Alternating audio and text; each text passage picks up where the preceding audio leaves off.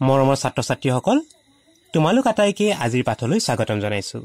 আজিৰ পাঠত আমি কেইটামান উকলা যোগ অংক কৰিম, লগতে উকলা যোগ অংকনো কেনেকৈ কৰে সেই বিষয়ে শিকিম। আহাচোন আমি এই অংককেইটা কৰি চাওঁ।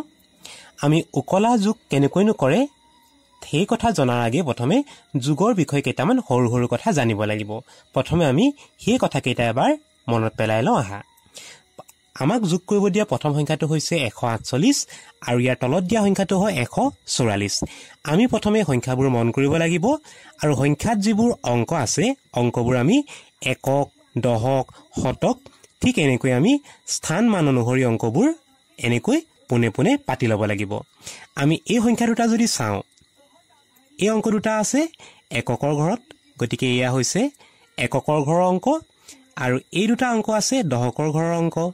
এই দুটা অংক আছে দশকৰ স্থানত, গতিকে এই দুটা হয় দশকৰ ঘৰৰ অংক, আৰু ইয়াৰ আগত এইকেইটা অংক হয় শতকৰ ঘৰৰ অংক। আমি যদি একক দশক মাতি যাওঁ, এইকেইটা হয় একক, দশক, শতক, হাজাৰ, এনেকৈ আমি অংকবোৰ পাই গৈ থাকিম। আৰু যোগ কৰিব লাগে সদায় এককৰ ঘৰ বা সোঁফালৰ পৰা সদায় আমি যোগ বা বিয়োগ কৰিব লাগে। যিহেতু যোগ কৰিব লাগে, যোগটো আমি কৰিম এককৰ ঘৰৰ পৰা। এককৰ ঘৰত যদি কিবা উকলে, আমি সেই উকলা অংকটো নিব লাগিব দশকৰ ঘৰলৈ, আৰু দশকৰ ঘৰত যদি উকলে আমি নিব লাগিব শতকৰ ঘৰলৈ, আৰু শতকৰ ঘৰত যদি উকলে নিব লাগিব হাজাৰৰ ঘৰলৈ। ঠিক এনেকৈ আমি উকলা অংকবোৰ আগৰ ঘৰলৈ নি গৈ থাকিব লাগিব। আহাচোন আমি এই অংকটো এতিয়া আৰম্ভ কৰোঁ। আমি অংকটো কৰিব লাগিব এককৰ স্থানত থকা অংক দুটাৰ যোগেৰে। মন কৰাচোন, এককৰ ঘৰত কি কি অংক আছে? এককৰ ঘৰত থকা অংক দুটা হয় 8 আৰু 4। 8 4 কিমান হয়? তোমালোকে মুখে মুখে কৰিব পাৰা বা যিসকলৰ মনত নাই নেওতা মাতি উলিয়াব পাৰা। 8 4 হয় 12। মন কৰাচোন 12টো কেনেকৈ হয়? 1 10 2 12 হয়। ইয়াৰে আমি মাত্ৰ এককৰ ঘৰত থকা অংকটো বহুৱাব লাগিব। 12 সংখ্যাটোৰ এককৰ ঘৰত আছে 2, গতিকে আমি এককৰ ঘৰত বহুৱাম আমি 2, আৰু আগত যিটো 1 আছে দশকৰ ঘৰত থকা 1টো আমি আগৰ ঘৰটোলৈ, এককৰ ঘৰত আমাৰ 2 বহিলে আৰু 1টো উকলিব, সেই উকলা 1টো নিব লাগিব আমি দশকৰ ঘৰলৈ। দশকৰ ঘৰত আছে 4 আৰু 4, আমি ইয়াৰ ওপৰতে 1টো সৰুকৈ লিখি ল'ম। এতিয়া আমি এইকেইটা সংখ্যা যোগ কৰিব লাগিব। 1 4 হয় 5 আৰু 5 4 হয় 9, গতিকে দশকৰ ঘৰত আমি উকলা অংকটোৰ সৈতে 4 আৰু 4ক যোগ কৰিলে যোগফল হ'ব 9, গতিকে আমি দশকৰ ঘৰত লিখিব লাগিব 9। শতকৰ ঘৰত থকা অংক দুটা হয় 1 আৰু 1, 1 1 হয় 2, তেতিয়াহ'লে এই দুটা সংখ্যাৰ যোগফল হ'ব 292। এবাৰ আমি ইয়াৰ পাছৰ অংকটো চাওঁ আহা। এই অংকটোতো আমি এককৰ ঘৰৰ পৰা যোগ কৰিব লাগিব। এককৰ ঘৰৰ কলাটো নিব লাগিব দশকৰ ঘৰলৈ, আৰু দশকৰ ঘৰত যদি উকলে নিব লাগিব শতকৰ ঘৰলৈ। যোগ কৰোঁ আহা। এককৰ ঘৰত আছে 8 আৰু 6। 8 6 হয় 14। 14 সংখ্যাটো লিখি চাওঁ আহা। 1 10 4 14। 14ৰে 4 অংকটো বহাব লাগিব আৰু 1টো উকলাব লাগিব, গতিকে 8 4 14, 14 বহাম 4, 1টো উকলিব, আৰু উকলা 1টো নিব লাগিব ইয়াৰ আগৰ ঘৰ বা দশকৰ স্থানলৈ নিব লাগিব, আৰু দশকৰ স্থানত আমি 1টো সৰুকৈ লিখি ৰাখিম। এতিয়া আমি 1 6 আৰু 2 এই সংখ্যাকেইটা যোগ কৰিব লাগিব। 1 6 হয় 7 আৰু 7 2 হয় 9, গতিকে দশকৰ ঘৰত পাম আমি 9। এবাৰ যাওঁ আহা শতকৰ ঘৰলৈ। শতকৰ ঘৰত আছে 2 আৰু 1, 2 1 হয় 3, তেতিয়াহ'লে যোগফল হ'ব 394। ইয়াৰ পাছৰ অংকটো চাওঁ আহা। দিয়া আছে 236 আৰু 148। প্ৰথমে আমি এককৰ ঘৰত থকা অংক দুটা যোগ কৰোঁ আহা। 6 আৰু 8। 6 8 হয় 14, 14ৰ বহিব 4, 1 উকলিব, সেই উকলা 1টো নিব লাগিব আমি ইয়াৰ আগৰ ঘৰলৈ। তেতিয়াহ'লে আগৰ ঘৰত অংক কেইটা পালোঁ আমি 1 3 আৰু 4। 1 3 হয় 4, 4 4 হয় 8, গতিকে দশকৰ ঘৰত পাম আমি 8।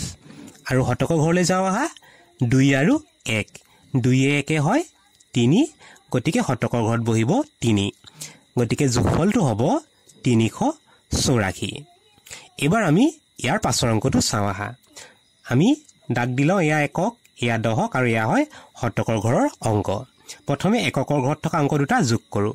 5 আৰু 9।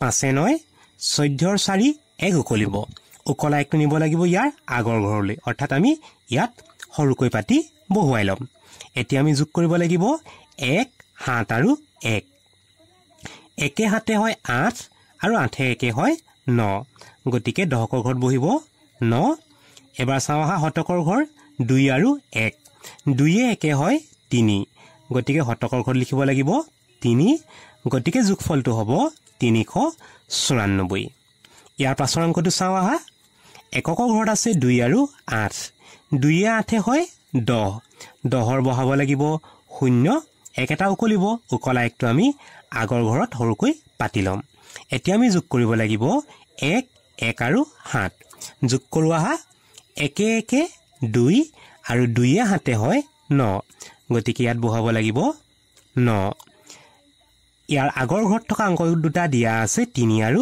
2 3 2 হ'ব 5 তেতিয়া হলে যোগফল হ'ব 590 এবাৰ আমি ইয়াৰ পাছৰ অংকটো চাওঁ আহা এককৰ ঘৰৰ পৰা অংকটো আৰম্ভ কৰো 1 5 1 5 হয় 6 4 3 4 3 হয় 7 আৰু 3 2 হয় 5 এই সংখ্যাটোত কোনো অংক উকলা নাই গতিকে আমি এনেকৈ যোগ কৰিলো আৰু যোগ কৰি আমি উত্তৰটো পালো 576 ইয়াৰ পাছৰ সংখ্যা কেইটা চাওঁ আহা ইয়াত একক ঘৰত দিয়া অংক দুটা দিয়া আছে 8 আৰু 7 8 7 হয় 15 15ৰ বহিব 5 1 এটা উকলিব উকলা 1টো আমি আগৰ ঘৰত সৰুকৈ পাতি থম এতিয়া আমি যোগ কৰিব লাগিব 1 5 আৰু 2 1 5 হয় 6 আৰু 6 2 হয় 8 গতিকে ইয়াত লিখিব লাগিব 8 আৰু একেবাৰে আগৰ ঘৰত আছে 3 আৰু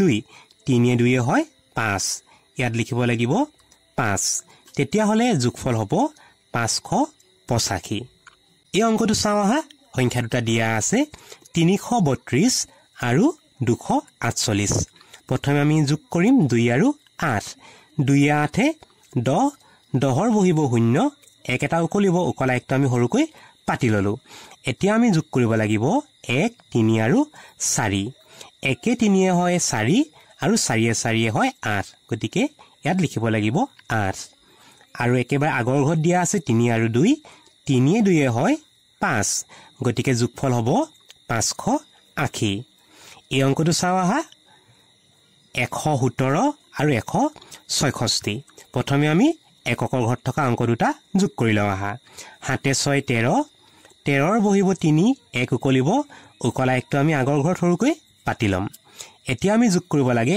1 1 আৰু 6 1 1 হয় 2 2 6 হয় 8 গতিকে ইয়াত বহাব লাগিব 8 আৰু ইয়াৰ আগৰ ঘৰত থকা অংক দুটা দিয়া আছে 1 আৰু 1 1 1 হয় 2 গতিকে যোগফলটো হ'ব 283 এবাৰ আমি এই অংক কেইটা চাওঁ আহা এককৰ ঘৰত দিয়া অংক দুটা দিয়া আছে 3 আৰু 2 3 লগত 2 যোগ কৰিলে হয় 5 গতিকে এককৰ ঘৰত বহিব 5 ইয়াৰ আগৰ ঘৰত থকা অংক দুটা দিয়া আছে 7 আৰু 5 7 5 12 12ৰ বহাব লাগিব 2 1 এটা উকলিব উকলা 1টো আমি ইয়াৰ আগৰ ঘৰ ইয়াত আমি সৰুকৈ পাতি থম এতিয়া আমি যোগ কৰিব লাগিব 1 1 আৰু 1 1 1 হয় 2 2 1 হয় 3 গতিকে যোগফলটো হ'ব 325 এই সংখ্যা দুটা চাওঁ আহা 244 আৰু 273 এককৰ ঘৰত আছে 4 আৰু 3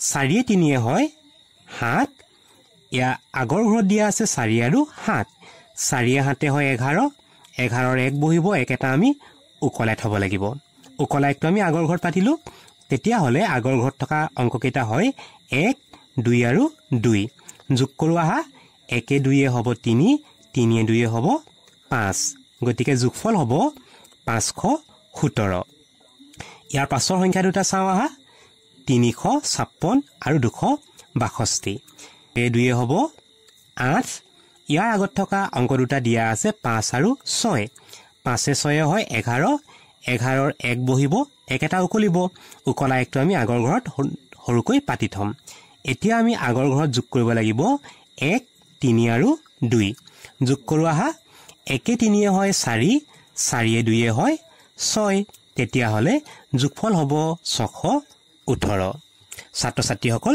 তোমালোকে এতিয়া উকলা যোগ কেনেকৈ কৰে গম পালা নিশ্চয় উকলা যোগ কৰোঁতে যদি কোনো অংক উকলে আমি সদায় আগৰ ঘৰত আমি উকলা অংকটো নিব লাগিব আৰু ওপৰত নি সৰুকৈ পাতি ল'ম যাতে আমাৰ যোগ কৰোঁতে থাকি নাযায় আৰু এনেকৈ তোমালোকে যোগৰ উকলা অংকবোৰ কৰিব পাৰিবা ছাত্ৰ ছাত্ৰীসকল আজিৰ পাঠ্য আলোচনা ইমানতে সামৰিছোঁ নতুন এটি পাঠৰ সৈতে তোমালোকক খুব সোনকালে লগ পাম বুলি আশা কৰিলোঁ ধন্যবাদ